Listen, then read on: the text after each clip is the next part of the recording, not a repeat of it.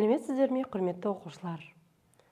Біз жаңа тақырыпты бастамас бұрын алдыңғы тақырыптарымызды еске түсіріп, шолу жасап алайық. Ең алдымен сіздерге мынандай сұрақтар қойғым келіп тұр. Логикалық операциялардың кестелік түрде ұсынылуы қалай аталады? Екі пікірдің екеуі де ақиқат болғанда ғана ақиқат болатын логикалық операция. Екі пікірдің екеуі де жалған болғанда ғана жалған болатын логикалық операция. Қарапайым айтылымына емес шылауы қосылып айтылатын операция қалай аталады? Бүгінгі біздің сабағымыздың тақырыбы компьютердің логикалық элементтері.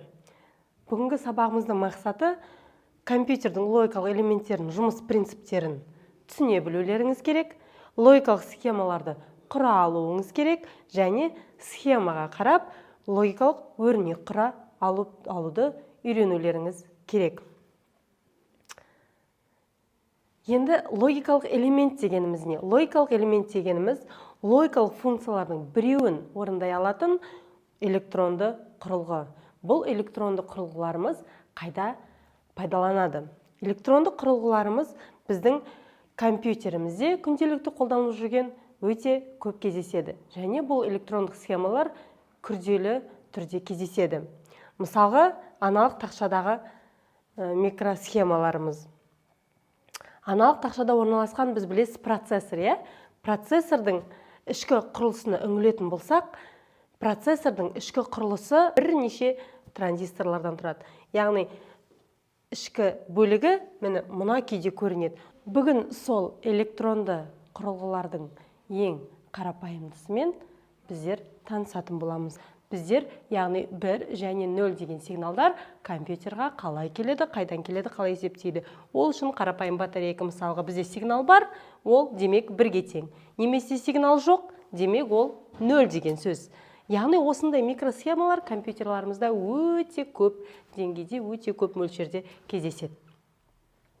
Бұл микросхемалар транзисторлардың ішінде кездеседі.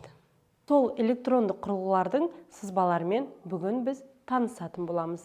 Бұлардың ең қарапайымдысы инвертор. Бір сигнал кіреді және бір сигнал шығады. Яғни 0 болса 1 болады, 1 болса 0 болады. Келесі бізде конъюнктор. Конъюнктор электронды құрылғысында 2 сигнал кіреді, 1 сигнал шығады.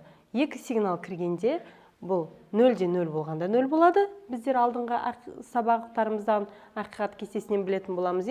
0-де 1 болғанда 1-де 0 болғанда 0 болады және 1-де 1 болғанда сигнал шығады. Келесі бізде дисъюнктор. Бұл or амалы, яғни немесе. Бұл электронды құрылғыда 2 сигнал кіреді, 1 сигнал шығады. Яғни 0-де 0 болғанда ғана сигнал болмайды, қалған жағдайлардың барлығында да сигнал болады. Осы 3 амал арқылы біздер логикалық сызбалар құрастыратын боламыз. Логикалық сызбалар бір-біріне жалғаулар арқылы, байланыстар арқылы бір-бірімен байланысады. Логикалық сызбамыздың схемасын қарайтын болсақ, бірінші логикалық қосу тұр, содан кейін терістеу тұр. Логикалық қосылу А, Б пікірі 0-ден 0 болғанда логикалық қосылу 0 болады, сәйкесінше терістелген мәлімет 1 болады. Одан кейінгі 0-де 1 болғанда логикалық қосуымыз 1 болады, терістелгенде 0 болады. 1-де 0 болғанда да сондай жағдай, және 1-де 1 болғанда сигнал 1-мен шығып, мына жерде терістеліп, ол 0 болып шығады. Келесі логикалық өрнегіміз бойынша біздер логикалық қосымшасымен жұмыстанып көрейік. Біздің логикалық өрнегіміз бойынша А мен С пікірі көбейтіліп терістеледі және оған Б пікірі қосылады. Яғни бізде 3 пікір бар. 3 пікірді біздер үшеуінде әзірше сигналдар бар деп алайық. Сәйкесінше А, Б, С пікірі. Енді біздің өрнегіміз бойынша А мен С пікірі көбейтіледі. Ол үшін бұл жерден біздер көбейту амалын тауып, А мен С пікірін көбейтеміз. Бұл пікірді біздер терістеуіміз қажет. Ол үшін біздер not амалын қолданамыз да бұл пікірлерді терістейміз. Енді осыдан шыққан пікірге бізге сәйкесінше б пікірі қосылуы керек. Яғни қосу логикалық амалын аламыз. Нәтижеде шыққан пікірмен б пікірі бізде қосылады. Нәтижесін тексеру үшін бізде сигнал бар ма жоқ па тексеру үшін біздер шамды пайдаланамыз да шамға жалғап көрейік. Нәтижесінде сигнал бар. Яғни А, Б, С пікірлерінің барлығы бір болған жағдайда бізде нәтиже бір шығады. Енді егерде А пікірі 0 болған жағдайда ше біздер оны көрейік. Мына байланысымызды үземіз де, яғни 0 мен біріктіреміз. Бұл жағдайда да бізде де сигнал болады екен. Енді күрделірек логикалық өрнекті қарастырайық. Бұл логикалық өрнекке біздер жаңағы қосымшамызбен логикалық сызба құрастырып көрейік. Ең алдымен біздер жақшаның ішін орындаймыз. Жақшаның ішінде А терістелген көбейту Б амалы. Сондықтан да екі пікірімізді алайық. А пікірі және Б пікірі болсын. Оны біздер терістейміз. А пікірін терістейміз. А пікірі терістелді. Осы екі пікірді енді біздер көбейтуіміз қажет. Көбейту бізде and. Бізде бір жақша орындалды. Келесі жақшамыз А көбейтілген, терістелген Б пікірі. Көбейтуді аламыз. Көбейтілген. А терістелмей қосылады, ал Б пікірі терістелуі қажет. Б пікірін терістейміз, одан кейін барып көбейтеміз. Міне, екі жақша орындалды. Осы екі жақшаны енді біздер қосуымыз қажет. Екі жақшаны қостық, енді нәтижесін көруіміз керек. Нәтижесін көру үшін шамды алып келейік. Шамымызда сигнал болады ма, жоқ па тексерейік. Яғни нәтижесінде бір шығады. Шам жанды.